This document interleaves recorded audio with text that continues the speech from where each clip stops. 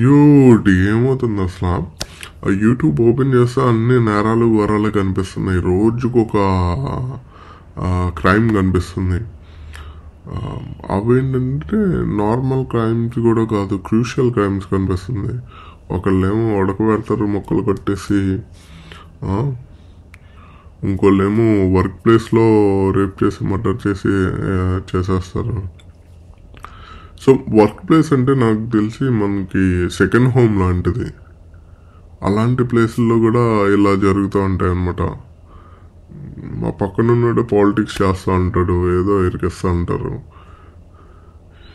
ఇప్పుడైతే ఈ క్రైమ్స్లో లేదా హస్బెండ్ని చంపేయటం, హస్బెండ్ వైఫ్ని చంపేయటం, ఇవి ఎక్కువ కనిపిస్తున్నాయి ఈ లిస్ట్ ఆఫ్ క్రైమ్స్లో.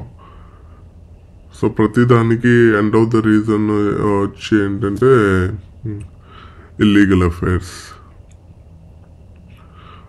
సో ఒక వ్యక్తితో వేరే అఫైర్ కంటిన్యూ చేయదలుచుకున్నప్పుడు ఇతనికి విడాకులు ఇచ్చేసి అదేదో కంటిన్యూ చేయొచ్చు కదా. సో ఎందుకో లేపేస్తున్నారు. తర్వాత జైల్లోనే కదా ఉండేది. దాని కాన్సిక్వెన్సెస్ ఎవరో ఆలోచించట్లేదేమో అని చెప్పి అనిపిస్తుంది. ఇతను లేకపోతే నేను హ్యాపీగా ఉంటాను, అది అసలు తీసేయండి.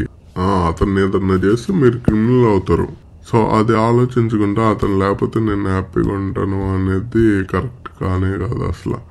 ఆ రిలేషన్షిప్ నుంచి బయటకు వచ్చేసి మీ రిలేషన్షిప్ కంటిన్యూ చేసుకోండి. ఇక్కడ ఏంటంటే నాకు తెలిసి ఆ ప్రాసెస్ కూడా, ఆ రిలేషన్షిప్ నుంచి బయటకు వచ్చే ప్రాసెస్ కూడా చాలా కాంప్లికేటెడ్గా ఉంది. అందుకే జనాలు ఈ డెసిషన్స్ తీసుకుంటున్నారేమో అని చెప్పి, ఇప్పుడున్న పరిస్థితులను బట్టి ఆ కాంప్లికేషన్ ఏమన్నా ఇంప్రూవ్ చేయగలిగితే, కొంచెం తగ్గించగలిగితే, అప్పుడు జనాలు యాజ్ ఏ సొల్యూషన్ దాన్ని ఏమన్నా కన్సిడర్ చేస్తారేమో.